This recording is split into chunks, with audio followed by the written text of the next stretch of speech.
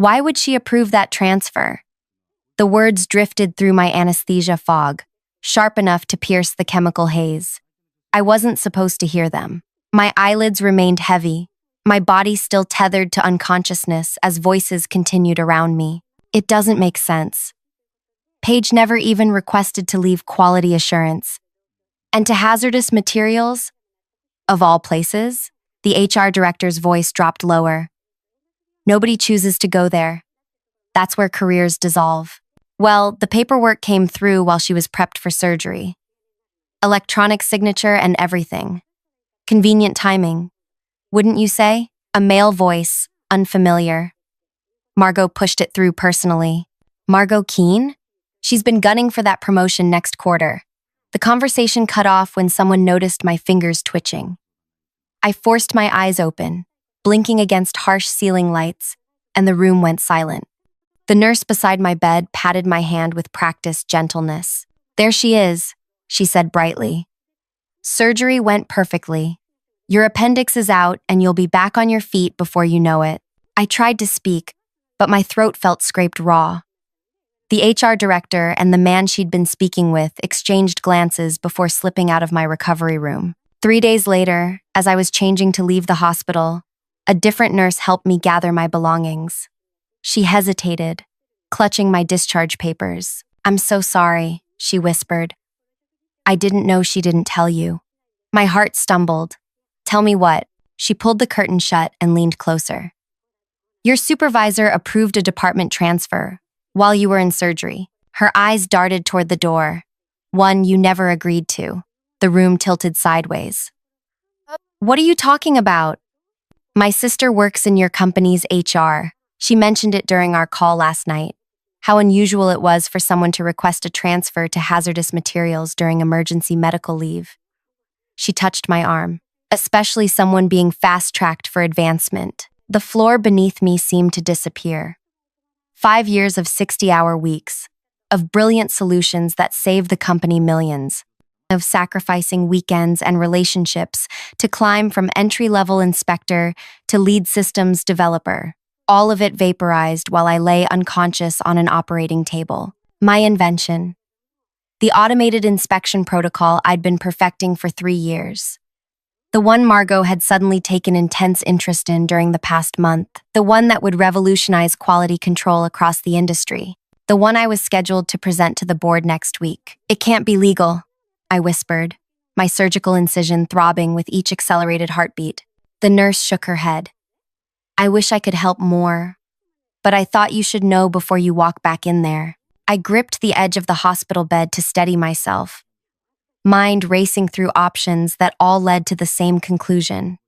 While I was physically vulnerable, Margot had executed a plan that left me professionally defenseless, and I had absolutely no idea how to fight back. If this story resonates with you or makes your heart race just a little, hit that like button right now. If you've ever been betrayed by someone you trusted, drop a comment below. I need to know I'm not alone in this fight. And please subscribe to hear how this all unfolds, because trust me, what happens next changed everything. My name is Paige Avery, and until my appendix tried to kill me last Tuesday, I was on track to become the youngest department head in my company's history.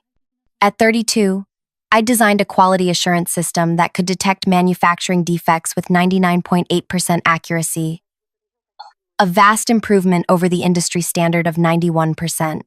The potential savings were enormous, and my career trajectory pointed straight to the executive floor.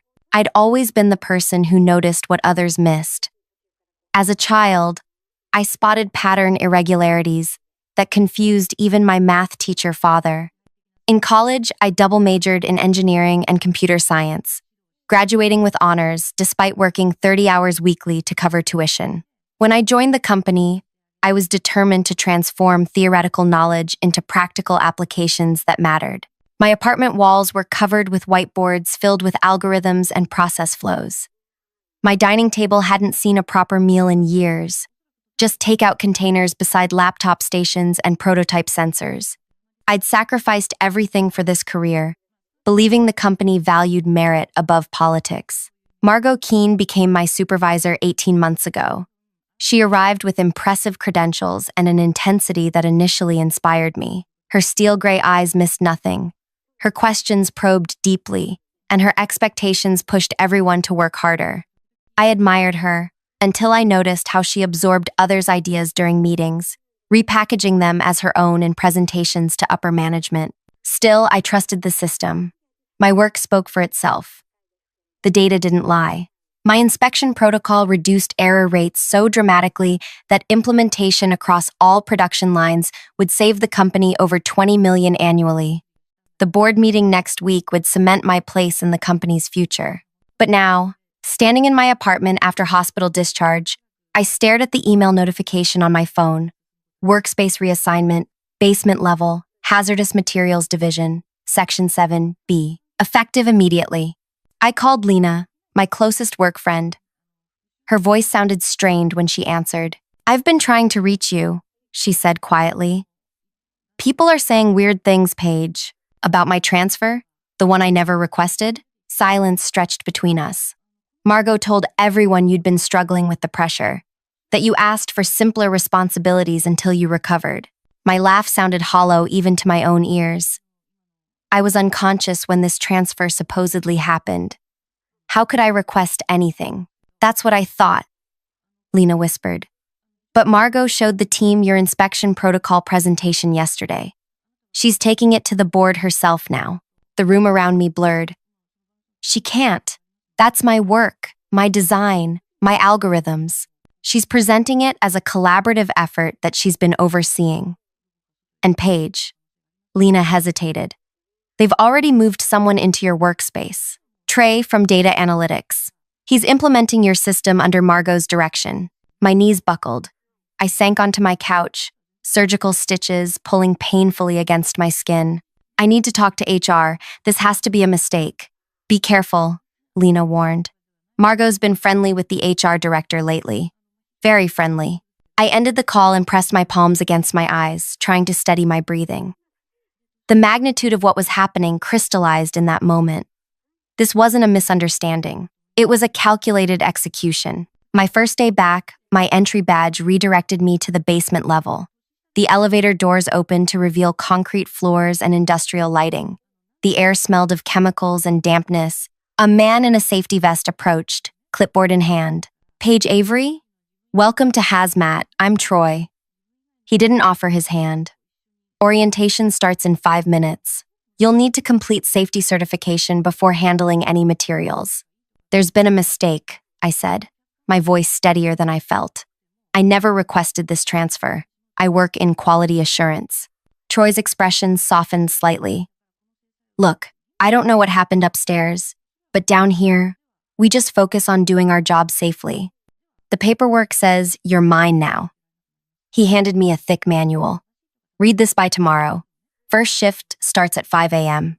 I spent that day in a windowless conference room watching safety videos while my replacement upstairs presented my work to department heads. Each passing hour tightened the knot in my stomach. By afternoon, I'd resolved to confront Margot directly. I found her in the executive dining area, surrounded by admiring colleagues. She looked up as I approached, her smile never faltering. "Paige, how wonderful to see you recovering so well." Her voice carried just enough for nearby tables to hear. "How are you settling into your new role?" "I never requested that transfer," I said clearly. "You know that." Margot's smile hardened at the edges. The dining area quieted as nearby executives pretended not to listen. "Perhaps this isn't the appropriate venue for discussing your confusion." She gestured to the chair across from her. "Join us. You look pale, understandable, given your recent surgery." I remained standing. My electronic signature was used on transfer documents while I was under anesthesia. "That's fraud." A man beside Margot cleared his throat. "Paige, right?" "I'm Dennis, VP of Operations." His voice carried artificial warmth. "Workplace transitions can be challenging, but change often leads to growth. Why not give your new position a chance?" "Because it wasn't my choice," I said, looking directly at Margot. "And my inspection protocol presentation, has been rescheduled," Margot interrupted smoothly. "The collaborative project our team developed Needs additional testing before board review. Collaborative? The word burned in my throat. You've never written a line of code for that system. Collaborative? The table went silent. Dennis's smile disappeared. Margot dabbed her lips with a napkin, entirely composed. Paige, I understand you're upset. Recovery can affect emotional regulation. She stood, placing a hand on my shoulder that felt like lead. Take some time to adjust to your new role. We can discuss your concerns after you've settled in.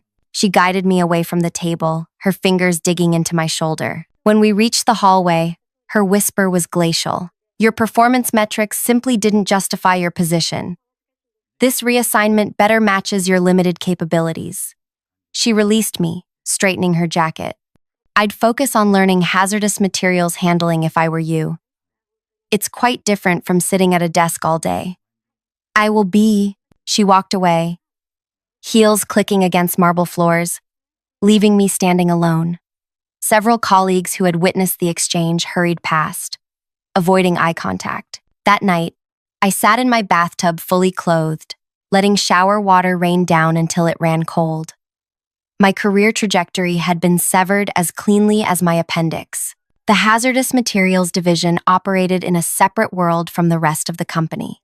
Located in the basement and extending into an adjacent warehouse, it processed industrial byproducts from our manufacturing lines. Every employee wore thick protective gear: heavy boots, chemical-resistant coveralls, face shields, and respirators for certain areas. On my first real workday, Troy tossed me thick gloves with rubber palms. "You'll need these more than your fancy degree now," he said, though his tone carried no malice, only pragmatic acceptance. I learned to classify waste streams, operate specialized handling equipment, and navigate the complex regulations governing chemical disposal. The work drained me physically. My surgical incision throbbed during 12-hour shifts. The irregular hours isolated me from friends, and my pay dropped 40% with the demotion. 2 weeks into my new role, the company newsletter arrived in my inbox. The main headline: Revolutionary inspection system set to transform industry standards. Beneath it, Margot smiled beside our CEO, described as the brilliant creator of my system. My name appeared nowhere in the article. I considered quitting each morning. My alarm blared at 5 a.m. The thought of starting over somewhere else, explaining the suspicious gap in my resume, felt overwhelming. Instead, I channeled my rage into learning everything about hazardous waste regulations and environmental compliance with the same intensity I'd given quality assurance. Troy noticed. "You're not like the others they send down here," he said one day as we logged disposal manifests. "Most people transferred from upstairs spend their time complaining or searching for escape routes." "I'm not most people," I replied, studying chemical compatibility charts during lunch. "Clearly." He hesitated before adding, "Word is, you were on track for management before, whatever happened." I looked up. "You've heard rumors? This place might be underground, but gossip still filters down." He shrugged. "Someone said you designed that new inspection system that's saving millions, the one your old boss is taking credit for." My chest tightened. "And what do you think?" "I think people capable of that kind of innovation don't usually end up sorting toxic waste." He tapped my environmental compliance manual. "But maybe there's a reason you're suddenly interested in our regulatory framework." His words stayed with me. Maybe there was a reason I'd been exiled to the one department nobody from executive leadership ever visited, the place where violations could be hidden, where corners could be cut without scrutiny. I began observing our daily operations with new eyes. Chemical waste stored in unmarked containers, disposal logs with suspicious gaps, ventilation systems that frequently malfunctioned. 4 months into my basement exile, I spotted a senior manager hurrying several inspectors through our area. Their tour conspicuously avoided Section 12, where our most hazardous materials were processed. "Quarterly compliance check," Troy muttered. "Always the same route. Always the same prepared areas." That night, I used my new access badge to enter Section 12 alone. The overhead lights revealed what the inspectors never saw: drums of unlabeled chemicals stacked improperly, containment barriers in disrepair, and disposal logs showing impossible processing times. I photographed everything with my phone, heart racing. As I turned to leave, a voice stopped me cold. Finding everything interesting? I spun around to find Philip, our division manager, watching from the doorway. I was just familiarizing myself with all sections, I stammered, sliding my phone into my pocket. He stepped closer. Most new transfers don't show such initiative. I like to be thorough. Philip studied me, his expression unreadable. Thoroughness is valuable, but curiosity can be dangerous in this environment. He gestured around the room. These containment protocols exist for everyone's safety. Are they protocols if they're not being followed? The words escaped before I could stop them. Something shifted in his eyes, not anger but recognition. You were in quality assurance before this, correct? I nodded. Then you understand systems and compliance better than most. He lowered his voice. Some systems appear broken when viewed from certain angles. From others, they function exactly as designed. Designed by whom? I asked. Those who benefit from the current arrangement. He checked his watch. You should go home, Paige. Late nights in Section 12 aren't advisable without proper supervision. I left, but his words echoed in my mind. The next day, I began methodically documenting every violation, creating a detailed record of each regulation being broken. I researched the potential fines, the environmental impact, and the parties responsible for each decision. I discovered Margot's fingerprints everywhere. Budget requests for proper containment systems, denied with her signature. Maintenance schedules for ventilation systems, reduced under her cost-cutting initiatives. Every dangerous shortcut traced back to funds diverted to her showcase projects, including my inspection system. 7 months into my basement exile, a surprise government inspection was announced. Leadership panicked. Emails flooded our division with conflicting instructions. Emergency meetings were called. Just follow standard procedure, managers instructed nervously. But those standard procedures violated multiple environmental regulations. The morning of the inspection, I arrived early. The government representative, a stern woman named Audrey Chen, began her tour accompanied by nervous executives. When they reached my section, I approached with clipboard in hand. Good morning, I said professionally. I'm documenting today's inspection for our internal records. Margot, who had joined the tour, glared at me. That won't be necessary, Paige. Return to your station. Audrey Chen raised an eyebrow. Actually, I prefer when staff participate in these inspections. Fresh perspectives can be illuminating. She turned to me. How long have you worked in this division? 7 months, I replied. I transferred from quality assurance. Quality assurance? Audrey's interest visibly piqued. That's an unusual career path. I smiled pleasantly. It gives me a unique perspective on compliance standards. As the tour continued, I casually mentioned our chemical storage methods. I'm probably overreacting as a newcomer, but some of these containment practices seem unusual compared to regulatory guidelines. Audrey stopped walking. Could you elaborate? Margot stepped forward. I'm sure what Paige means is that our procedures exceed standard requirements. Actually, I interrupted. I was referring to Section 12, which isn't on today's tour route. The chemical compatibility issues there concerned me when reviewing the hazardous waste management regulations. Audrey consulted her clipboard. Section 12 isn't listed in the facility overview I received. That's an administrative oversight, Margot said quickly. That section is currently under maintenance and not operational. I tilted my head. Strange. I processed 3 waste shipments there yesterday. The inspection immediately transformed. Audrey requested immediate access to Section 12 and all related documentation. What began as a routine check became a comprehensive investigation that uncovered years of violations and ignored warnings from previous audits. By day's end, the government team had documented enough violations to warrant significant penalties. The CEO was summoned from a conference in another state. Emergency board meetings were scheduled. As I left work that evening, Margot cornered me in the parking garage, her face contorted with rage. You think you're clever? She hissed. You have no idea what you've done. I followed compliance protocols, I replied calmly. Something you might have considered before cutting corners to fund your career advancement. You're nothing. A disgruntled employee making trouble because you couldn't handle real responsibility. Her laugh was brittle. They'll never believe you over me. I met her gaze steadily.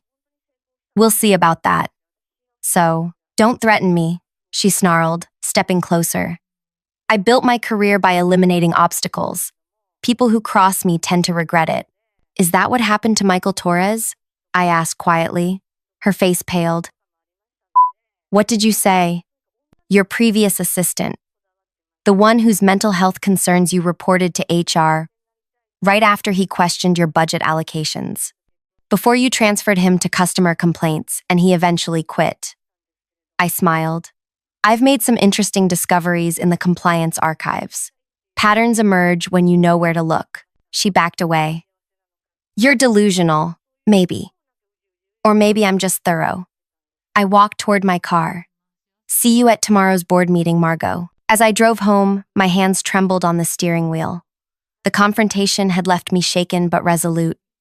For 7 months, I'd absorbed every humiliation, every demotion, every theft of my work. Tomorrow would change everything. I just had to survive the night with the weight of what I'd set in motion pressing down on me like a physical force. Because despite my confident words to Margot, I had no guarantee that justice would prevail. That night was the longest of my life. I spread my evidence across my apartment floor, photographs of violations, printouts of denied maintenance requests, spreadsheets tracking diverted funds, and testimonials I'd quietly gathered from former employees who'd been pushed out like me. I organized everything meticulously, creating backup copies on encrypted drives. If Margot tried to discredit me as a disgruntled employee seeking revenge, the documentation would speak for itself. The paper trail didn't lie. At 3 a.m., my phone buzzed with a text from Troy. Meeting moved up to 7:30. Executive boardroom. I replied, Thanks for the heads up. Good luck, he wrote back. We're all watching. I hadn't slept, but adrenaline kept me alert as I dressed in the one business outfit I'd kept after my transfer. The suit felt strange after months in protective coveralls. I gathered my evidence into a leather portfolio, another relic from my former life, and drove to headquarters. The executive floor buzzed with unusual activity for such an early hour. Administrative assistants hurried between offices. Legal counsel huddled in corners, speaking in hushed tones. I spotted the government inspectors in a side conference room, reviewing documents. Lena intercepted me near the boardroom. Paige, what's happening? Her eyes were wide. The entire executive team is here, plus lawyers and those government people. The company's been violating environmental regulations. I said simply, It's catching up to them. It's catching up to them. And you're involved? She glanced at my portfolio. I worked in hazardous materials for 7 months. I saw things. Understanding dawned on her face. This isn't just about your transfer, is it? It never was just about me. I squeezed her arm. I need to go in now. The boardroom fell silent as I entered. 20 faces turned toward me. Executives, legal counsel, government representatives, and Margot. Seated near the CEO, her complexion had the sickly pallor of someone who hadn't slept. Miss Avery, the CEO said, gesturing to an empty chair. Please join us. I sat directly across from Margot, placing my portfolio on the table. The government's lead inspector, Audrey Chen, began the meeting by outlining their preliminary findings. We've documented over 200 distinct regulatory violations, she stated, her tone clinical. Many represent significant environmental hazards and public safety concerns. Slides appeared on the screen, showing my photographs of improperly stored chemicals, falsified disposal records, and inadequate safety equipment. The potential penalties exceed $12 million, Audrey continued. Additionally, criminal charges may apply if we determine these violations were willful and systematic rather than accidental. The CEO's face had turned ashen. We take compliance extremely seriously. If mistakes were made, we'll correct them immediately. Mistakes? Audrey raised an eyebrow. Our investigation suggests these weren't mistakes, but deliberate policy decisions spanning at least 4 years. The company's lead counsel leaned forward. We'll need to review these allegations thoroughly before… The violations are indisputable, I interrupted, opening my portfolio. And they weren't accidental. All eyes turned to me. The CEO frowned. Ms. Avery, while we appreciate your cooperation with the inspection, this discussion is for executive leadership and legal counsel. I believe Ms. Avery's perspective is relevant, Audrey countered. She first alerted us to the Section 12 violations. Margot's voice cut through the tension. Paige is a disgruntled employee who requested a transfer to hazardous materials and then regretted her decision. Her revelations are nothing but an attempt to manufacture a workplace grievance. I never requested that transfer, I said evenly. It was processed while I was unconscious following emergency surgery. The HR director shifted uncomfortably. We have your electronic signature on the request form. A signature submitted while I was under anesthesia. I replied. Interesting timing, wouldn't you say? These personal matters are irrelevant to the compliance investigation, Margot insisted, her voice rising slightly. The company will address any legitimate environmental concerns, but Ms. Avery's employment grievances should be handled separately. The CEO looked between us, confusion evident. What exactly are you suggesting, Ms. Avery? I placed a folder on the table. For the past 7 months, I've documented every environmental violation in the Hazardous Materials Division. But more importantly, I've traced who authorized the decisions that created these violations. I slid the folder toward the center of the table. The most critical question isn't what regulations were broken, but why they were broken. The answer is simple. Money. Specifically, money diverted from compliance and safety to fund other initiatives. I opened a spreadsheet on my tablet and connected it to the room's display system. Over the past 4 years, budget requests for proper chemical containment systems were denied 6 times. Each denial redirected those funds to other departments. I highlighted specific rows. Notably, 43% of those funds were allocated to quality assurance special projects under Margot Keene's authority. Margot's laugh sounded forced. You're suggesting I personally caused environmental violations from an entirely different department? That's absurd. Is it? I pulled out another document. This is an email chain from 3 years ago, when the Hazardous Materials Division requested emergency ventilation repairs. Their request was denied by the Budget Committee based on a departmental assessment report. I looked directly at Margot. A report you authored, concluding that the repairs were optional rather than essential. The room had gone completely silent. Even the lawyers had stopped taking notes. Every compliance upgrade request was denied by her department, I continued. She claimed her initiatives couldn't spare any budget. Margot scoffed. That's ridiculous. I have no authority over waste management. Actually, I found these while organizing our compliance archives. I presented the budget denial notices bearing her authorization codes.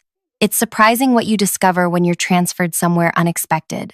Her face drained of color as she stared at the evidence she never imagined anyone would connect. This is a witch hunt, she said, voice trembling slightly. The Budget Committee makes collective decisions. I can't be held responsible for every denied request, except you personally overrode 3 safety upgrade recommendations after the committee initially approved them. I displayed the documents. Your electronic signature appears on each reversal, along with your justification that the funds were more strategically deployed to revenue-generating initiatives. The CEO's expression had hardened. Is this accurate, Margot? I made budgetary decisions based on company priorities, she replied defensively. Every organization balances compliance costs against operational needs. Balances? Audrey Chen interjected. You redirected legally mandated safety funding to your own projects. That's not balance. That's potentially criminal negligence. The meeting continued for hours. Additional executives were called in. Documents were scrutinized. Lawyers huddled in corners, whispering urgently. Through it all, I maintained a calm, professional demeanor, presenting evidence methodically while Margot grew increasingly agitated. By afternoon, the company's position had shifted from denial to damage control. The CEO announced an immediate compliance overhaul and full cooperation with investigators. What he didn't announce, but what became clear from the private conversations occurring around the room, was that sacrifices would be made to protect the company's broader interests. As the meeting concluded, the CEO asked Margot and me to remain behind. When everyone else had left, he sighed heavily. "Ms. Avery, I owe you an apology.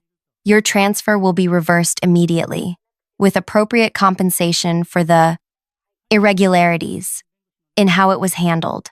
"Thank you," I said simply. He turned to Margot. "As for you, this is completely unfair," she interrupted. "I'm being scapegoated for systemic decisions. If you terminate me, I'll sue for wrongful dismissal." "That would be ill-advised," I said quietly. They both looked at me. During my time in hazardous materials, I discovered something interesting about our company's internal audit system. I pulled out my final piece of evidence. Every budget reallocation leaves a digital trail, including the exact time and location it was authorized. I placed a printout on the table. This shows that on March 12th, you denied an emergency containment system repair from your home computer at 11:42 p.m. The next morning, you purchased 10,000 shares of company stock. The CEO's eyes widened. That was the day before we announced the quarterly earnings that exceeded projections. I nodded. Earnings that were artificially inflated because compliance costs had been eliminated. The stock jumped 23%. "That's not illegal," Margot protested, but her voice had lost its conviction. "Perhaps not on its own," I agreed. "But I found 7 similar patterns over the past 3 years. Each time, you denied major safety expenditures, then purchased stock before positive earnings announcements that resulted from those cost savings." The CEO's expression had turned to stone. "That would constitute insider trading based on non-public information about manufactured earnings." "Exactly," I said. "The Securities and Exchange Commission might find that interesting, especially combined with the environmental violations those decisions caused." Margot's facade finally cracked. "You planted this evidence. No one would have connected these dots without deliberately trying to destroy me." "One," I smiled for the first time. "You're right about one thing, Margot. No one would have connected these dots if you hadn't transferred me to the one division where all the evidence was hidden." I gathered my materials. Sometimes the most dangerous place to exile someone is exactly where all your secrets are buried. 6 weeks later, I watched Margot leave the building with security escort, carrying a cardboard box of personal items. The criminal investigation into securities fraud and environmental violations was proceeding.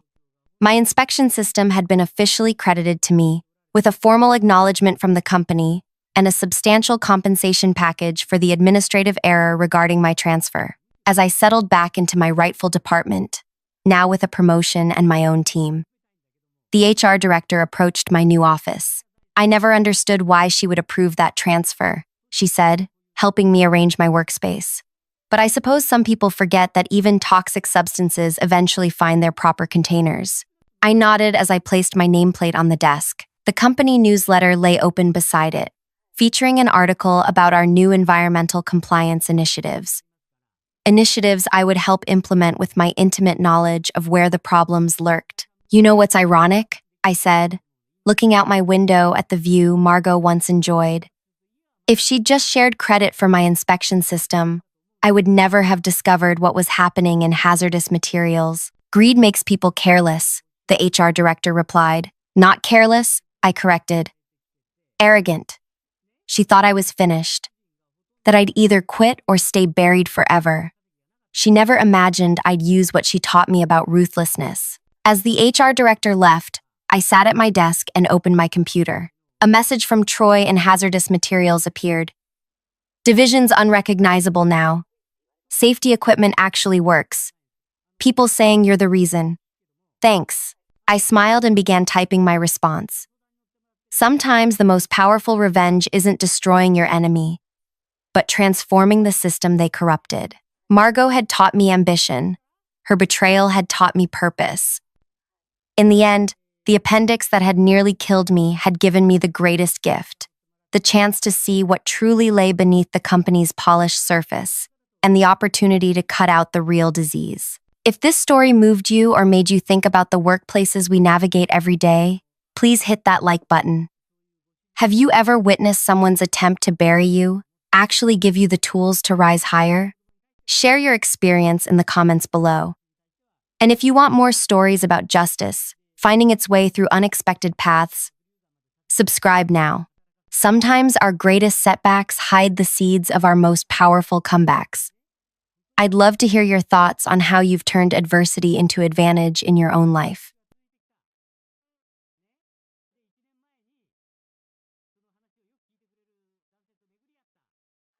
You should be grateful I included you. Dominic spat the words at me, his voice sharp enough to make everyone in the room flinch. Those deals add your name to our biggest projects. Most people would thank me for that kind of exposure. I stood there, holding printouts of contracts with signatures that looked like mine but weren't. My throat tightened as I realized what this meant. 14 vendor contracts. Over $3 million. 8 months of someone writing my name without my knowledge. I never signed these, I finally managed to say. Dominic laughed. Not a warm laugh, but the kind that makes your skin crawl. Look, Pia, sometimes leadership means making decisions without consulting every person in the chain. That's why I'm where I am, and you're where you are. The room felt smaller suddenly. 15 team members watched this exchange, their expressions ranging from shock to uncomfortable recognition. They knew, maybe not everything, but enough. These aren't my signatures, I repeated, finding my voice. Someone forged them. Enhanced efficiency, Dominic corrected with a dismissive wave. Now, can we get back to actual work?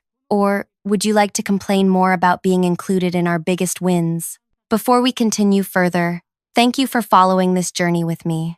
I'm curious, where are you listening from right now? Maybe you're commuting, making dinner, or just trying to unwind. Drop it in the comments below. I'd love to know who's hearing my story. My name is Pia Indira. I'm 32 years old, and until 8 months ago, I believed hard work and integrity always won in the end. I led project development at a growing tech consultancy firm where I'd worked for 4 years. My specialty was creating elegant solutions for complex client problems, something I took immense pride in.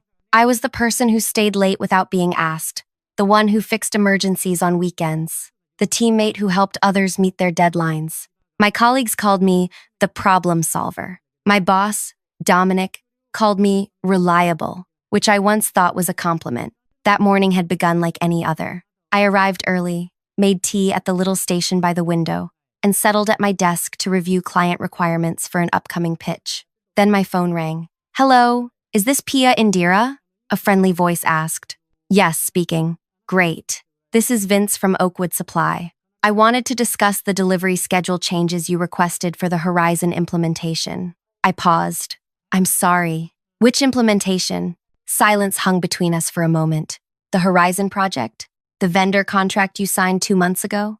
"I think there's been a mistake," I said slowly. "I'm not managing any project called Horizon." "Oh," Vince sounded confused. "I have the contract right here with your signature from April 14th.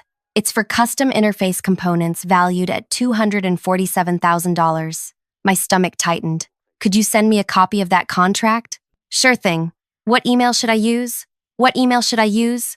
"My work email is fine," I said, reciting it for him. "That's the same one we've been corresponding with," Vince said, "though usually your assistant Lainey responds." I didn't have an assistant named Lainey. The contract arrived in my inbox 3 minutes later.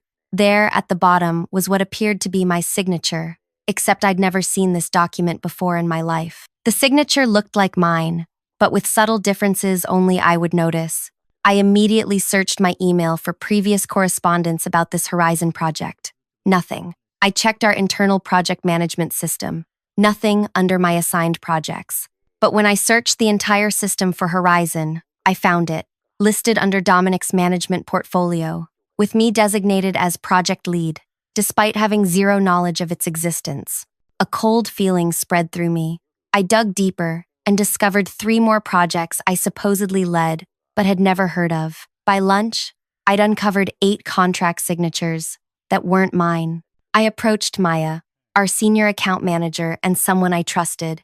I showed her one of the contracts with my forged signature. "Did you know about this Frost project?" I asked carefully.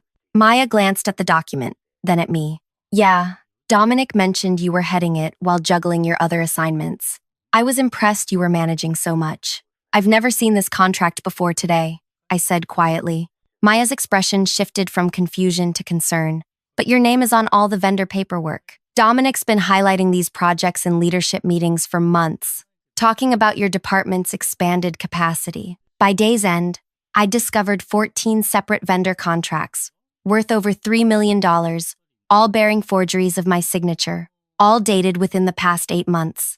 That night, I didn't sleep. I sat at my kitchen counter with copies of all 14 contracts spread before me, tracing the subtle differences in my signature across each one.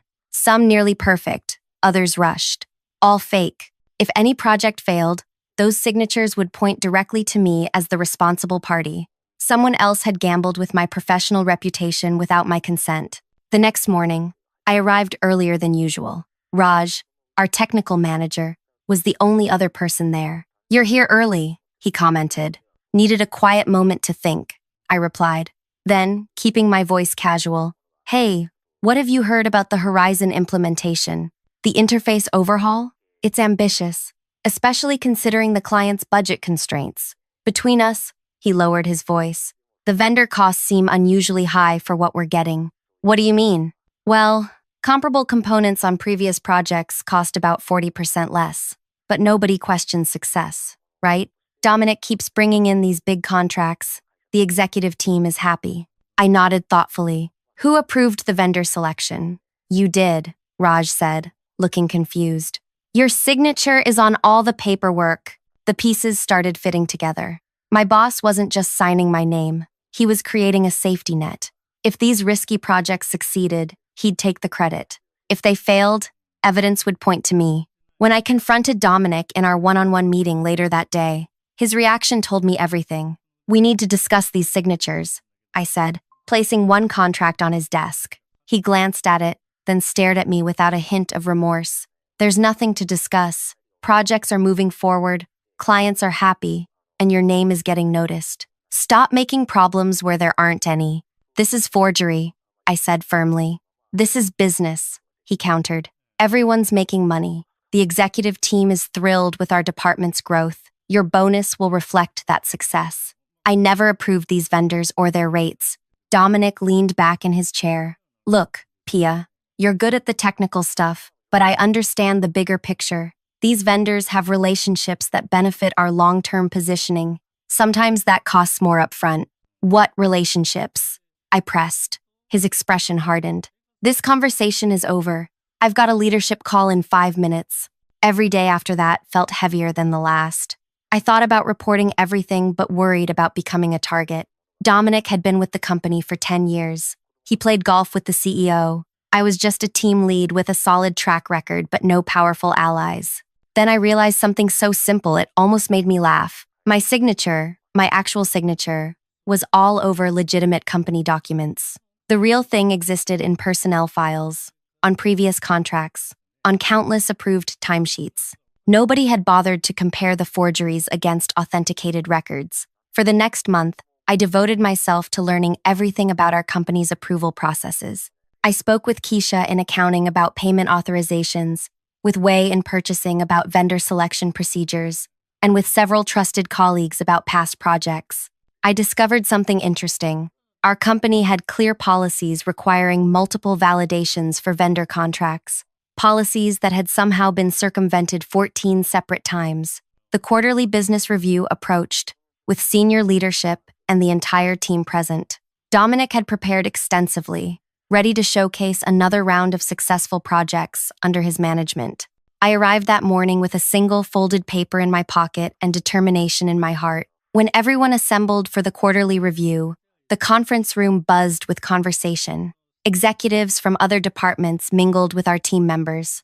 Dominic worked the room, shaking hands and laughing too loudly at jokes. I took a seat near the back, watching. He'd mastered the performance of leadership, confident gestures, strategic name-dropping, perfect timing on when to agree and when to challenge. For years, I'd admired his polish. Now I saw it differently. The CFO called the meeting to order. Let's begin with department updates. Dominic, I understand your team has some impressive metrics to share. Dominic stepped to the front, beaming. Thank you, Anita. Indeed, we do. His presentation flowed smoothly through growth charts and client testimonials. He highlighted 5 major implementations from the past quarter, 3 of which bore my forged signature on their vendor contracts. These strategic vendor partnerships have been central to our achievements, he said, displaying a slide that showed all 14 contracts as a visual backdrop. My name appeared repeatedly in the corner of each document. We've expanded our capabilities while maintaining our core expertise. Senior Vice President Terrence nodded approvingly. The growth numbers are impressive. How have you managed to scale so quickly? Delegation and trust, Dominic answered without hesitation. I've empowered key team members like Pia to take ownership of vendor relationships. She's been instrumental in these expansions. Several people glanced my way. I kept my expression neutral. Speaking of vendors, Anita said, these new partnerships represent a significant increase in external costs. Can you speak to the return on investment? Absolutely, Dominic replied. While upfront costs are higher than historical averages, these specialized vendors bring unique capabilities that command premium rates. The client satisfaction scores validate our approach. When the question period began, I waited for the right moment. The director of operations asked about implementation timelines for upcoming projects. Before we move to future planning, I said, standing up calmly, I'd like to address these current contracts, since my signature appears on them. The room quieted. Dominic turned toward me, a flash of alarm crossing his face before his professional mask slipped back into place. I'm happy to discuss specific vendor details after the meeting, Pia, he said smoothly. Let's not derail the broader conversation. Actually, I think this is relevant to everyone, I continued, taking out my folded paper. For 8 months, I've been studying how these contracts were created, processed, and approved. I unfolded the document, a simple printout of our company's purchasing policy. According to company policy, Section 4.3, all vendor contracts require 2 signatures, the department head and the project lead. But what's fascinating is that finance must verify both signatures against personnel records before any payments are processed. I turned to Anita, which means for 8 months, someone in finance has been approving payments despite having my real signature on file, and seeing these obvious forgeries, I've been wondering who authorized bypassing our verification process and why. Anita straightened in her chair, her expression shifting from confusion to sharp interest. I'm not questioning the projects themselves, I added. I'm asking about the breakdown in our financial controls that allowed this to continue unchecked across 14 separate contracts. Dominic's face changed color as the focus shifted from him to larger questions about financial oversight. What exactly are you suggesting, Pia? Terrence asked, his attention fully engaged. I'm stating facts, I replied calmly. These 14 contracts bear signatures that aren't mine. I never reviewed these vendors, never approved their rates, and in several cases, never even knew these projects existed until a vendor called me directly last month. Dominic stepped forward. This is clearly a misunderstanding. Pia and I discussed these projects extensively. Perhaps in the rush of implementation, some communication got lost. That would explain one project, I said, not 14 over 8 months. And it doesn't explain why my signature was used without my knowledge. The room went quiet. I could feel the weight of everyone's attention. Anita turned to Dominic. Is this accurate? Were these signatures added without Pia's direct approval? Dominic adjusted his tie. We have an expedited approval process for time-sensitive opportunities. Pia was always informed of the projects. I wasn't, I interrupted.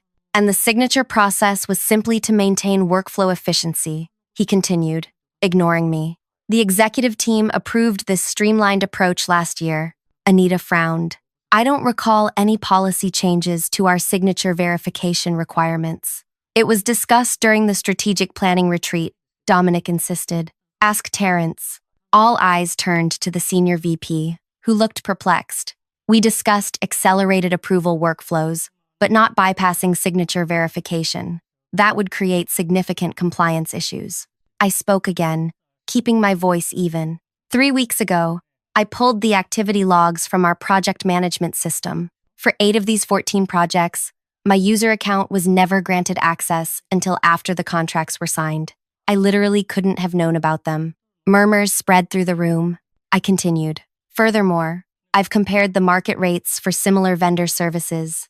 These contracts average 42% above standard pricing for comparable deliverables. Different vendors have different quality standards, Dominic said dismissively. We chose premium partners for premium clients.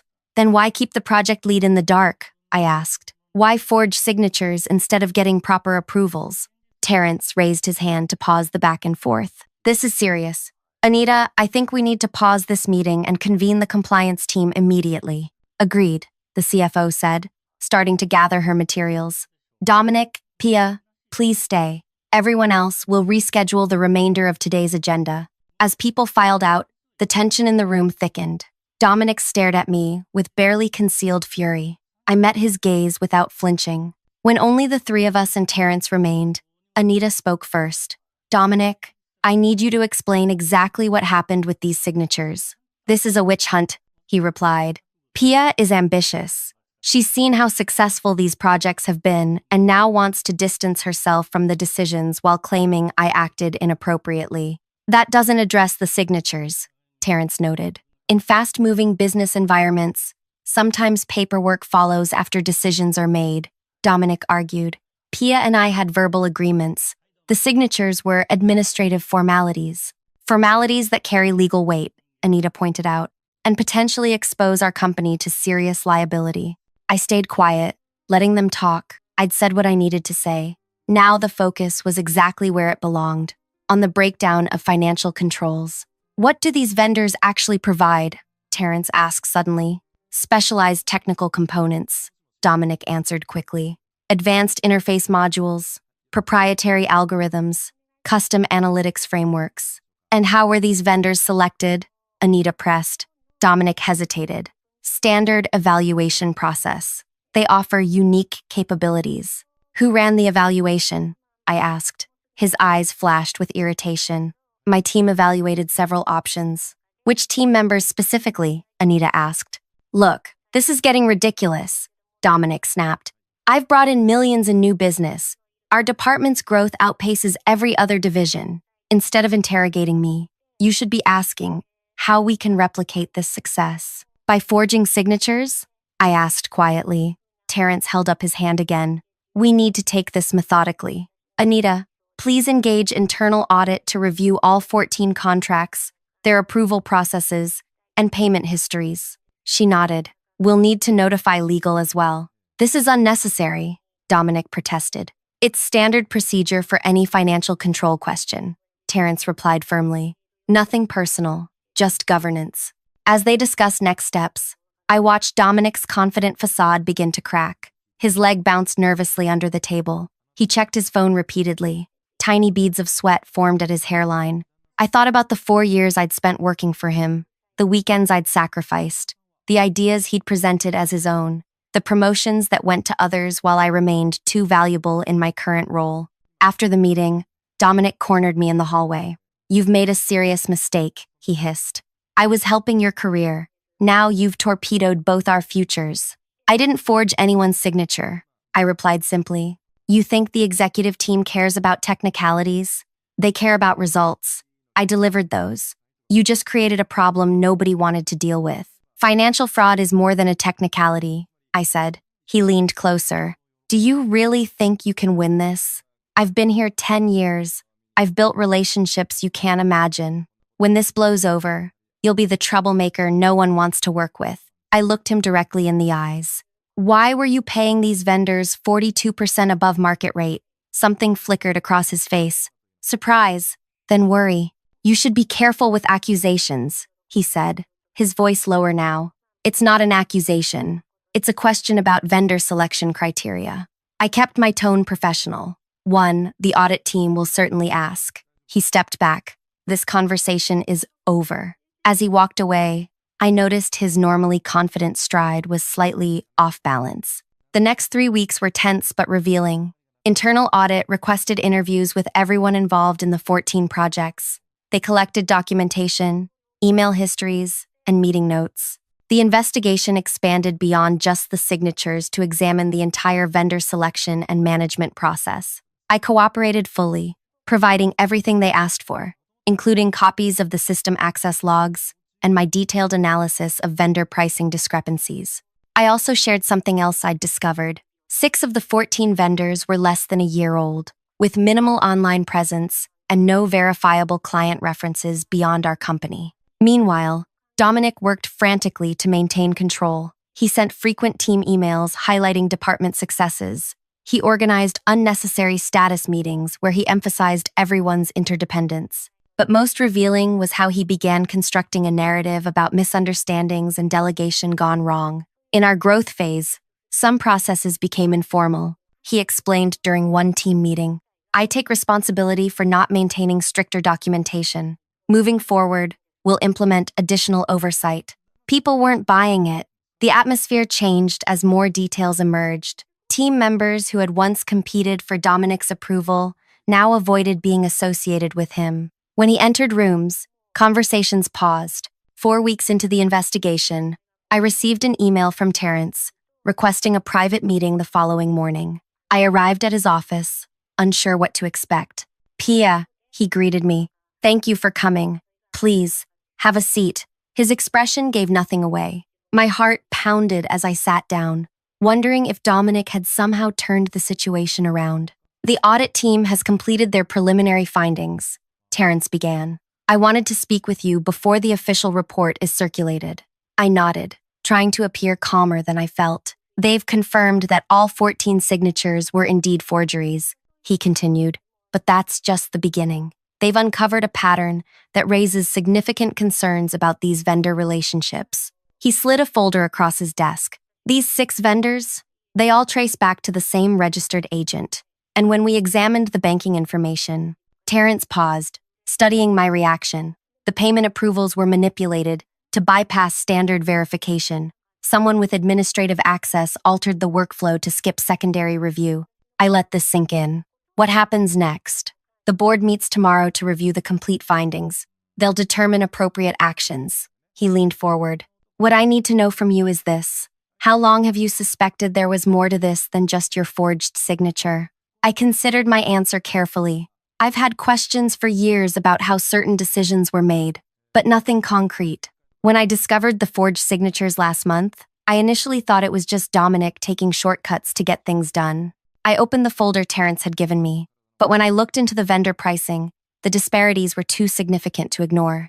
Something felt deliberately wrong, not just administratively sloppy. "Why didn't you come directly to leadership with your concerns?" I met his eyes, because I needed evidence, not just suspicions. In previous situations, when I raised concerns about Dominic's management, I was told I was being too rigid or not seeing the bigger picture. Terrence nodded slowly. "That's fair, and consistent with what we've heard from others." "What others?" I asked, surprised. Once the investigation started, several team members came forward with similar experiences.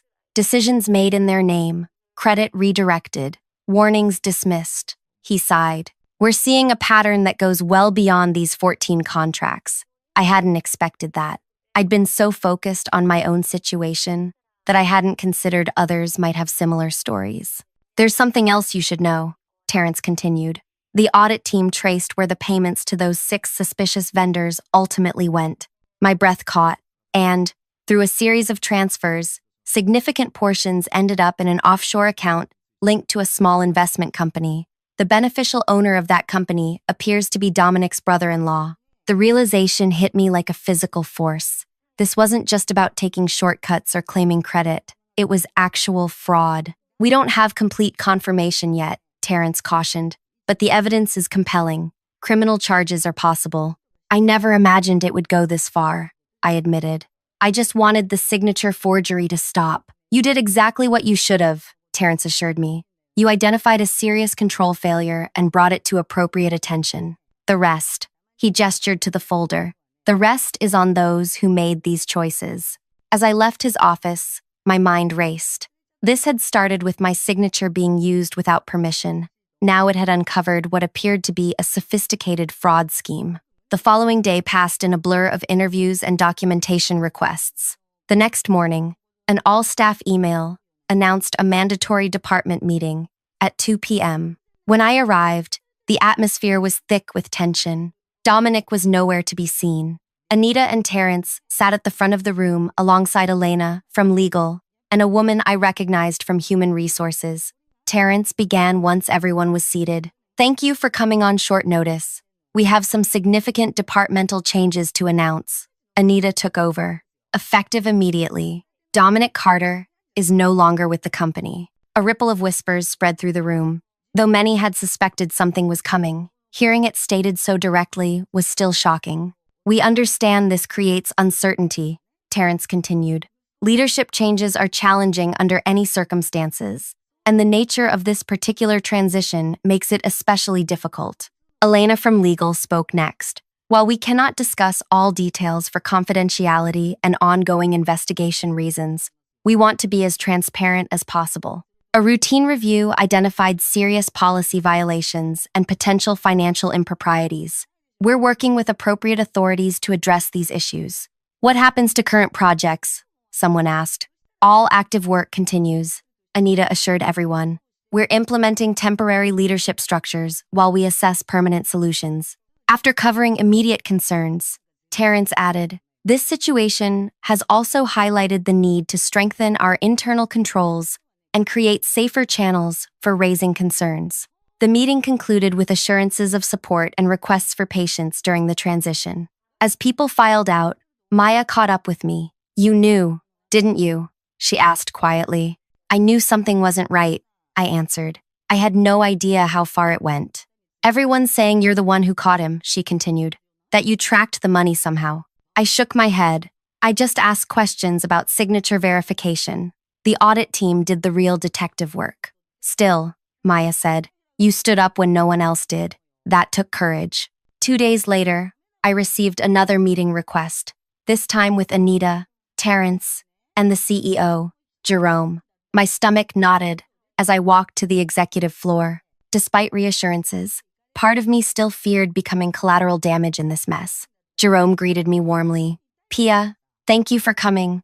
Please, sit down." The conversation that followed wasn't what I expected. "We've been evaluating our organizational structure in light of recent events," Jerome began, "and we've identified significant gaps in our compliance and oversight systems." Anita continued, "The board has approved creation of a new contract compliance division to address these vulnerabilities. It will have direct reporting lines to the audit committee to ensure independence." "We'd like you to head this division," Terrence said. I blinked, certain I'd misheard. "You want me to lead a new division?" Jerome nodded. "Your background in project management gives you valuable operational knowledge. When combined with your evident commitment to proper controls, you're uniquely qualified for this role. This would be a director-level position," Anita added. "With appropriate compensation adjustments and a team of 3 to start." I struggled to process what they were offering. What exactly would this division do?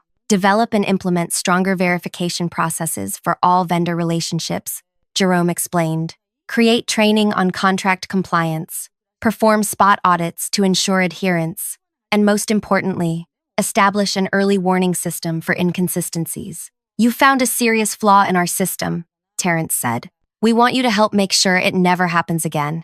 6 weeks after discovering my forged signature on million-dollar contracts, I sat in my new office reviewing staffing plans for the contract compliance division. The frosted glass door still had that new sticker smell, and I was still adjusting to being addressed as Director Indira. My team, 2 analysts and a compliance specialist, were scheduled to start the following Monday. Our first project, implementing an enhanced signature verification system with biometric authentication.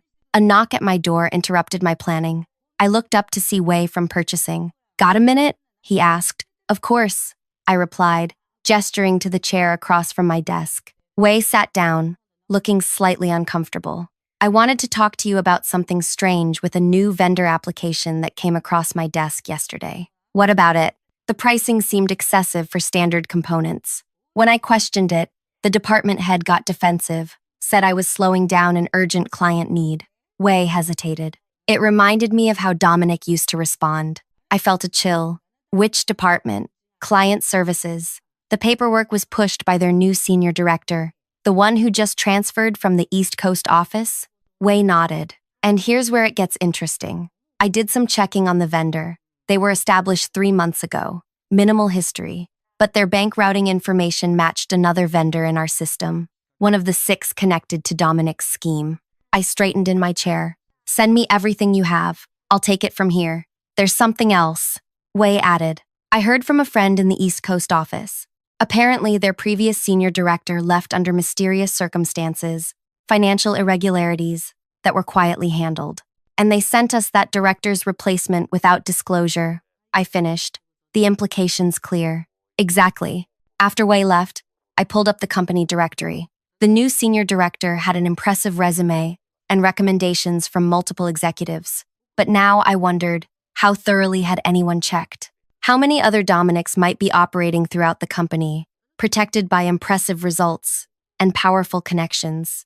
I opened a new document and began typing, Proposed Framework for Executive Hiring Controls and Background Verification. The systemic vulnerabilities extended far beyond my former boss. My new role gave me the authority to address the underlying conditions that allowed such behaviors to thrive. Later that week, I encountered Dominic's former assistant, Lainey, in the cafeteria. She'd been reassigned to marketing after the investigation. How are you adjusting? I asked as we waited in the lunch line. Better than expected, she admitted. It's nice working for someone who doesn't make me forge signatures or lie about their whereabouts. You knew what was happening? She nodded. Some of it. He kept most details compartmentalized. No single person saw the whole picture. Did you ever consider reporting it? Once, Lainey said, her voice dropping. I hinted to HR that I was uncomfortable with certain requests. 2 days later, Dominic called me into his office and mentioned how his recommendation could either help or hurt my future prospects. The message was clear. I thought about how many others might have similar stories, small moments of courage, met with subtle threats. I'm sorry that happened to you, I said. I'm sorry I wasn't braver, she replied. When I heard what you did in that meeting, I wish I'd had that courage. 3 months after the investigation, the full impact of Dominic's actions became public when criminal charges were filed. The news reported that approximately $875,000 had been diverted through the fraudulent vendor scheme. Dominic faced multiple felony counts of wire fraud, money laundering, and falsification of business records. The company implemented all 12 recommendations from my new division, creating what the board called the most robust contract controls in the industry. I now reported directly to the audit committee, with a team that had grown to 7. Dominic's replacement, Charlotte, proved to be everything he wasn't: transparent, collaborative, and genuine in giving credit. The department flourished under her leadership, achieving growth targets without the ethical compromises of the past. As for Dominic, his legal troubles extended beyond our company. Investigations revealed similar schemes at 2 previous employers, who had quietly let him resign rather than face public embarrassment.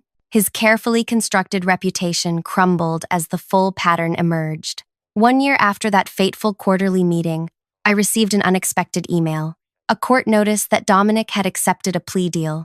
The terms included restitution, a 5-year prohibition from financial positions, and 18 months in a minimum security facility. Attached to the formal notice was a personal message from the prosecutor. Your documentation and testimony were instrumental in securing this outcome. Most corporate fraud goes unreported or unpunished. Your courage made the difference. I didn't feel triumphant reading those words. Instead, I felt a complex mix of vindication and sadness. For the damage done, for the trust broken, for a talented person who chose deception over integrity. The most effective revenge wasn't getting Dominic fired or seeing him face legal consequences. It was transforming the system that had enabled his behavior in the first place. By creating new safeguards and empowering people to speak up without fear, I'd helped ensure no one else would experience what I and others had endured. The following week, I presented our latest compliance enhancements to the board. As I concluded, the chair asked an unexpected question. Director Indira, beyond the technical improvements, What do you consider the most important change we've made? I thought about Lainey, about Wei, about all the employees who had started using our anonymous reporting system. Creating an environment where integrity is valued over results, I answered. Where people believe they'll be protected when they do the right thing. He nodded approvingly. That's not measurable on any dashboard, but it may be the most valuable asset we have. As I gathered my materials, I realized something profound had shifted, not just in the company, but in myself. I no longer defined success by titles or recognition, but by the impact of my work on others. The signature that once was forged had ultimately signed my path to something far more meaningful than I could have imagined. Thank you for staying with me through this entire journey. If my story resonated with you in any way, please take a moment to like this video and subscribe to the channel for more real experiences like mine. I'd love to hear your thoughts or similar experiences in the comments below. Remember, sometimes the most powerful act isn't getting even. It's changing the system that allowed the wrong to happen in the first place.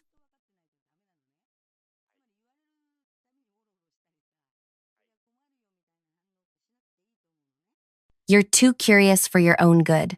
Starting Monday, you'll have helpers, 5 of them, to make sure you stay focused on what matters. Those words didn't sting at first.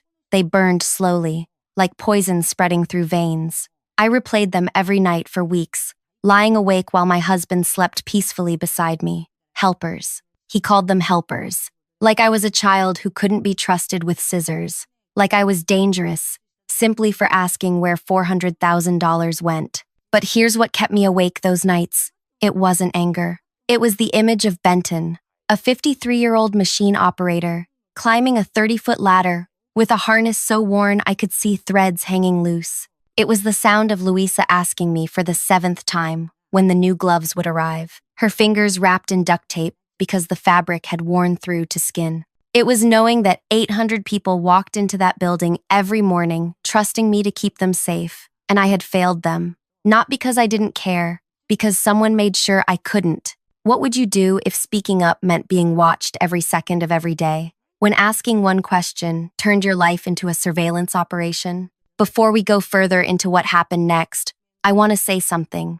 If you've ever felt powerless, if you've ever watched someone with authority crush the truth just because they could, this story matters. Hit that like button if you're still with me. Drop a comment telling me if you've ever been in a situation where speaking up felt dangerous, and subscribe, because what I'm about to share with you isn't just about what he did to me. It's about what I did back. And I promise you won't see it coming. My name is Nadine. I'm 37 years old, a mother of 2 girls aged 9 and 6, and for the past 8 years, I worked as head safety coordinator at a manufacturing facility that produces industrial machinery parts. I'm not special. I didn't go to some fancy university. I worked my way up from being a floor technician, learning every bolt, every wire, every regulation. People say I'm stubborn. My husband calls it determined.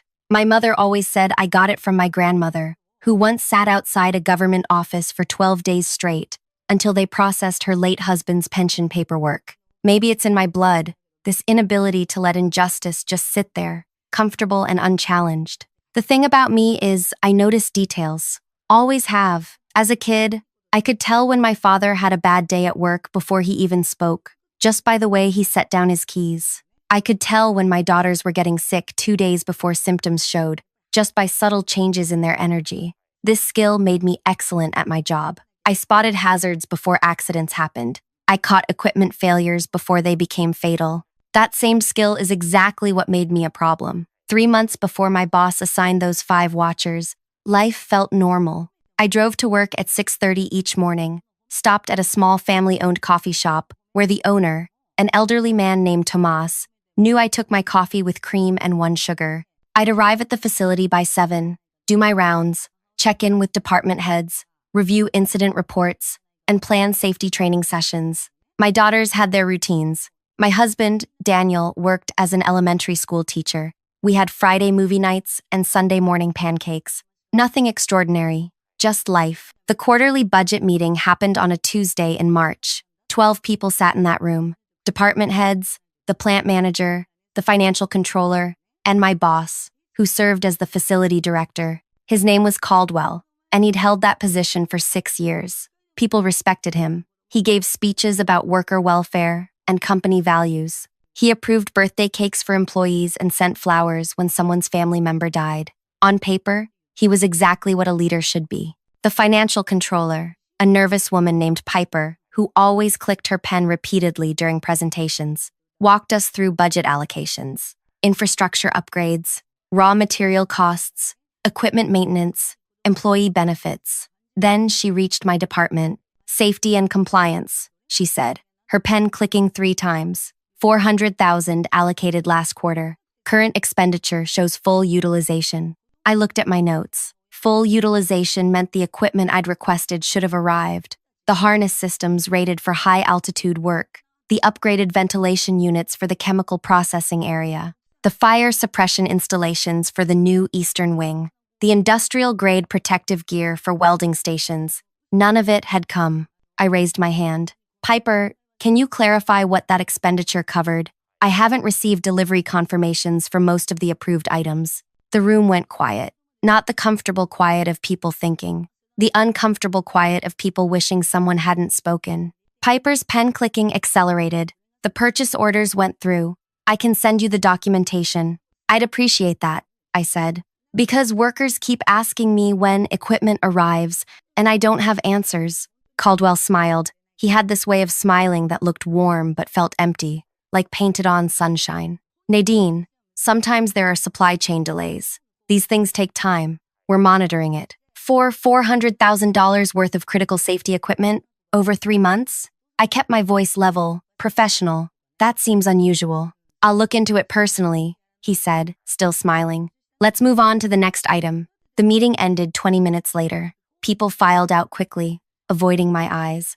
Piper gathered her papers and left without her usual small talk. I stayed behind, organizing my own notes. When Caldwell approached, that's when he said it. Those words that changed everything. You're too curious for your own good. Starting Monday, you'll have helpers, 5 of them, to make sure you stay focused on what matters. Helpers, I repeated, a special support team.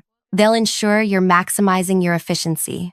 Think of it as professional development. He left before I could respond. I sat alone in that empty room, my notebook open to a page listing 17 different pieces of missing safety equipment, and I understood something clearly. I wasn't getting help. I was getting handled. That weekend, I told Daniel about it. We sat on our back porch while the girls played in the yard. Spring evening light filtered through trees, birds singing, everything peaceful. I felt like I was describing someone else's life. 5 people just to watch you? Daniel frowned. That's not normal. None of this is normal. $400,000 doesn't just vanish. What are you going to do? I watched our youngest daughter, Mila, push her sister on the swing set. They laughed. That pure sound children make when the world still feels safe. I don't know yet, I said. Monday morning arrived too quickly. I came to work at my usual time, bought my usual coffee from Tomas, walked into the building expecting something dramatic. Instead, I found 5 people sitting in the break area near my workspace. Caldwell introduced them cheerfully, like we were all joining a fun new team-building exercise. Nadine, meet your support team. Orlin will assist with documentation. Margot handles floor inspections. Jace covers compliance cross-checks. Yolanda manages communication protocols. And Finch rotates between all positions for comprehensive coverage. They smiled at me. Professional smiles. Empty smiles. What exactly will they be supporting? I asked. Everything, Caldwell said. They're here to help you succeed. What he meant was, they're here to make sure you stop asking questions. The first day, I tried working normally. Orlin sat 3 feet from my workspace. A young man, maybe 25 years old, typing on his laptop. Every time I picked up my phone, he noted it. Every time I spoke to someone, he recorded it. I went to the production floor to check ventilation issues in Sector 4. Margot followed. Not obviously. She stayed back about 20 feet. But she was there, always there. Lunchtime came. I heated up leftover pasta in the break room microwave. Jace appeared, making himself coffee, casual conversation about weather and weekend plans. Except he didn't leave when his coffee finished. He sat nearby, scrolling through his phone, glancing up every few minutes. I needed to use the bathroom. Yolanda was in the hallway when I came out. Coincidence? Maybe. except it happened the next 5 times too. By the end of that first week, fear had moved into my chest permanently. Not the sharp fear of immediate danger, the grinding fear of being trapped, of being powerless. I stopped talking to coworkers about anything meaningful. I stopped asking questions in meetings. I smiled and nodded and did exactly what was expected. At home, I became quiet. Daniel noticed immediately. "Why are you so quiet lately?" he asked during dinner one night. "Just tired," I lied. But lying to my husband felt like swallowing glass. We'd been together 15 years. We didn't lie to each other. Yet, how could I explain that my workplace had become a prison? That 5 people documented my every breath? That asking about missing money had turned me into someone who needed constant monitoring? The girls asked why I seemed sad. "Mommy's just working on some hard problems," I told them. Hard problems. As if that explained anything. Week 2 arrived, then week 3. I learned their patterns. Orlin worked 7 to 3. Margot did 8 to 4. Jace preferred 9 to 5. Yolanda worked the 10 to 6 shift. Finch rotated, unpredictable, filling gaps. They thought they were watching me. They didn't realize I was studying them. Because here's the thing about being watched constantly. You learn to see, without appearing to look. You develop awareness that runs deeper than observation. I knew when Orlin went to the bathroom, always at 10:15 and 2:30. I knew Margot took her break at 11, sitting in her car for exactly 15 minutes. I knew Jace checked his personal email during lunch, always looking slightly guilty about it. I knew Yolanda called someone, probably a boyfriend, every afternoon at 4:30, stepping outside where she thought no one noticed her smile. And I knew Finch, 32 years old, former military, methodical and thorough. He was the dangerous one, the one who actually paid attention instead of just going through motions. During those early weeks, I didn't fight. I didn't protest. I became exactly what they wanted: compliant, quiet, focused on paperwork and routine tasks. But in my mind, I was working differently now. I stopped asking questions out loud.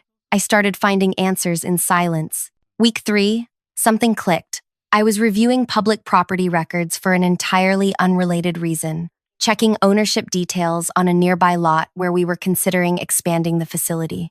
I searched property databases as part of due diligence work. While navigating the system, I wondered something. Just curious. Nothing official. I searched Caldwell's name. 17 properties appeared. Luxury vacation homes. Each one purchased within the past 2 years. Total value, over $8 million. Except they weren't in Caldwell's name. They were registered to his cousin, a man named Thorne, who, according to social media profiles and basic background searching, hadn't held a job in 5 years. I stared at my screen. Orlin sat nearby, typing away, unaware. My heart accelerated, but I kept my face neutral. 17 properties, 2 years. I pulled up our safety budget history. The timeline matched. Every time a large safety allocation got approved, within weeks, another property appeared in Thorne's name. That's when I understood. The money wasn't simply stolen. It was laundered through a scheme so obvious that no one looked, because no one thought to connect workplace safety budgets to real estate empires. I needed to know more, but I couldn't search from work, couldn't risk anyone seeing. So I waited until I got home that evening. After dinner, after helping the girls with homework, after Daniel fell asleep watching television, I sat in our home office with the door closed and started digging. Shipping manifests are public record if you know where to look. Purchase orders for government-contracted facilities require transparency documentation. Import and export databases track container movements. I spent 4 hours that night, then 4 more the next night, then every night that week, piecing together what Caldwell had done. He ordered the safety equipment through legitimate suppliers. Everything looked proper on paper. The equipment arrived at our facility's receiving dock. But within days, sometimes hours, that same equipment got resold to overseas buyers at 60% of original price. Lost money on paper. Terrible business decision. Except those losses became tax write-offs for the company. Meanwhile, the cash from resales went somewhere untraceable, eventually surfacing as property purchases in Thorne's name. The facility claimed poverty. Workers used broken, dangerous equipment. Caldwell and his cousin built an empire. $2 billion over 6 years, not just from our facility, from 17 different plants using the exact same method. I sat back in my chair at 3 in the morning, documentation spread before me, and I started laughing. Not happy laughter, the kind that comes when reality becomes so absurd you can't process it any other way. My husband found me like that, laughing and crying simultaneously in the blue glow of the monitor. Nadine, what's wrong? I looked at him. This good man who taught second graders to read, who made pancake shapes for our daughters, who believed the world generally worked the way it should.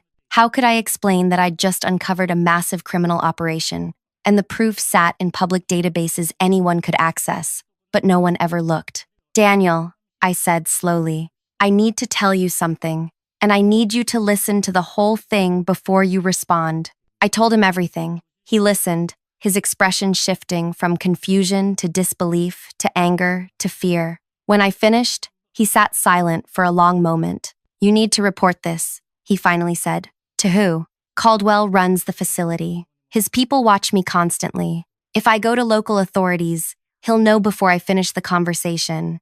Then what? I don't know yet, but I'm going to figure it out. Over the following weeks, I worked 2 lives. During the day, I was compliant, Nadine.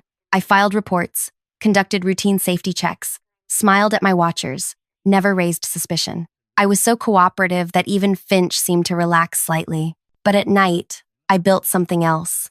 I mapped every connection, every transaction, every property, every shipment. I created documentation that even someone with no background in finance or law could understand.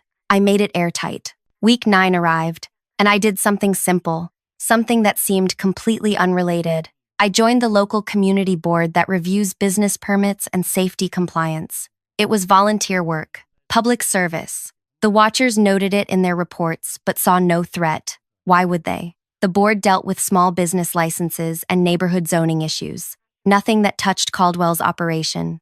Except the board included someone named Iris, 68 years old, retired bookkeeper, sharp as broken glass. And 15 years ago, her son died in a workplace accident at a different facility. I met her at my second board meeting. We talked afterward, just casual conversation about why we volunteered. She told me about her son, 26 years old, killed when scaffolding collapsed. The company claimed they'd purchased proper equipment.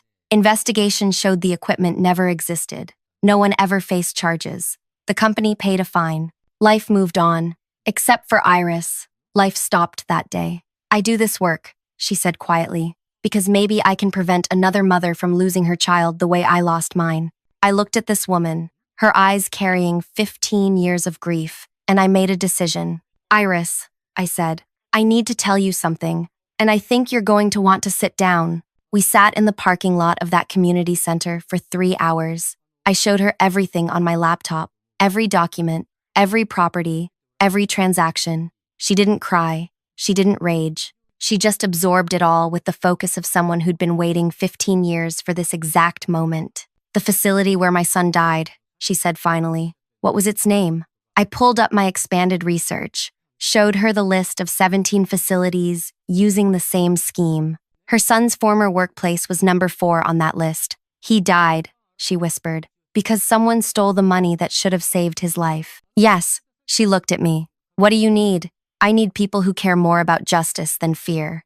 I need connections I don't have. I need this to become bigger than just me. Iris nodded slowly. I know 46 other families, parents, spouses, children, all lost someone to preventable workplace accidents. We meet monthly. Support group. What if I brought them your research? That would help. What if they brought their own facility records? What if we cross-referenced everything? I felt something shift inside my chest. The fear that had lived there for weeks started transforming into something sharper, harder, more focused. Then we'd have something impossible to ignore. Iris smiled. Not a happy smile, a dangerous smile. Then, let's build something impossible to ignore. Week 11 arrived. The government scheduled their annual inspection. Random timing, pure coincidence. But by then, I knew exactly what was coming.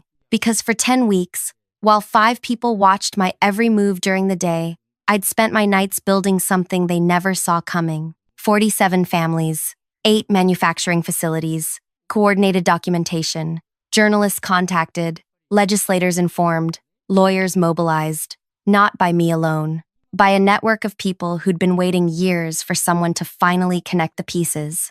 The night before the inspection, Daniel found me in our bedroom, packing my work bag. "Tomorrow's the big day," he said. "You nervous?" I looked at my hands. Steady, completely steady. The fear had burned away entirely, leaving only clarity. "Not anymore," I answered. "What's going to happen?" "Justice." Finally, he hugged me. "I'm proud of you, and I'm terrified for you." "Me too," I admitted, both at the same time. The next morning, I woke up before my alarm, made coffee, kissed my sleeping daughters, drove to work through familiar streets that felt different now, like I was seeing them for the last time. Tomas handed me my usual order. "You look different today," he observed. "Lighter." "Maybe I am," I said. I walked into the facility at 7. The 5 watchers were already positioned. Orlin at his usual spot, Margot preparing for floor rounds, Jace reviewing something on his tablet, Yolanda checking her phone, Finch watching me with that careful attention he always had. I smiled at them. A real smile. Because after 12 weeks of being watched, today, they were finally going to see something worth reporting. The government inspector arrived at 9, and everything I'd built in silence was about to become very, very loud. The plant silent, except for the distant hum of machines, the inspector's shoes tapping a steady rhythm as he surveyed the production floor. Caldwell trailed him, offering reassurance in the language of someone used to being believed. The 5 watchers lingered nearby, notebooks poised, trying to appear natural. The inspector paused, fingers grazing the harness rack where new equipment should have hung. Instead, only battered, faded pieces remained. "These harnesses should have been replaced months ago," the inspector said, tone mild but carrying weight. Caldwell replied, "We're waiting on shipment. Back-ordered. Supply issues everywhere these days." The inspector's brow furrowed. "Strange. Customs records show your shipment arrived 4 months ago. Where did the equipment go?" Caldwell faltered, caught between insisting on his lie and the mounting evidence. The 5 watchers shifted, uncertain. I felt their nerves from across the room. I cleared my throat, and every gaze snapped to me. I hadn't spoken in 12 weeks, had barely existed except as a routine to be checked. "You might want to check resale manifests from the Port Authority. Those shipping container numbers match our purchase orders. That equipment was re-exported overseas within days. And," I continued, heart thumping, "if you check property tax records for the last 2 years, you'll find 17 homes bought in the name of Caldwell's cousin. The amounts match the resale cash flows, almost to the day." Nobody moved. The inspector read the room, then glanced at Caldwell, who tried and failed to maintain his composure. Before he could deny it, the door opened. 3 people stepped in, federal investigators from the Criminal Fraud Division. One addressed Caldwell directly. "We have some questions about shipments, budgets, and the use of company resources. This is not a courtesy call." The 5 watchers froze, their faces giving away the realization that this story was much bigger than anything they'd been ordered to suppress. But nobody expected what happened next. The inspector turned to me. "How long have you known about this?" 12 weeks, I replied, "and I'm not the only one." I handed him a slim folder. Inside, a roadmap of documents, connecting every missing dollar from every facility in the region, matching resale contracts, and real estate papers. Behind those papers were 47 letters from families who had lost someone in a preventable accident. Their signatures a quiet roar demanding justice. The investigators in the hallway nodded to a new arrival, an older woman, calm and composed. Iris stepped forward, the pain in her eyes clear, but the steel behind them unbreakable. "I'm here on behalf of the Regional Parent Survivor Network. We've cross-referenced these findings with hundreds of incident records. There's nothing left to explain." The entire building seemed to hold its breath. Caldwell looked at his 5 watchers, at the inspector, then at me. And for the first time, power shifted, a balance that would never tilt back. As Caldwell and his cousin were escorted out, the consequences unfolded quickly. The properties were seized. Both men faced a list of charges stretching longer than a maintenance report. The special team of 5, realizing the scope of their own implication, began offering testimony in exchange for reduced charges. They spoke publicly, their statements stacking another layer atop the mountain of evidence. But the change didn't stop there. Over the following months, the network Irene helped unite forced policy changes at the highest levels. new safety compliance laws, funding transparency, and mandatory independent audits. Every worker could now access spending tracking in real time. Legislators couldn't ignore the stories, the numbers, or the pain on their own constituents' faces. 8 months after the inspection, the new law passed unanimously. I stepped down from my post and moved to a facility with integrity and leadership that respected the lives behind the numbers. The old fears faded, replaced by pride and a steady, enduring sense of resolve. No title, no threat, no humiliation could strip away what I reclaimed by refusing to let injustice slide into silence. And every evening, when I watched my daughters playing, I remembered the people who didn't get to watch their loved ones come home, and the fights that still lie ahead. If you're still watching, thank you. Your support makes stories like mine impossible to ignore. Like this video if you believe the truth deserves oxygen. Comment if you've ever stood alone against something that felt unmovable. And please, subscribe, because together, our voices can build something so strong, no one will ever be able to ignore it again.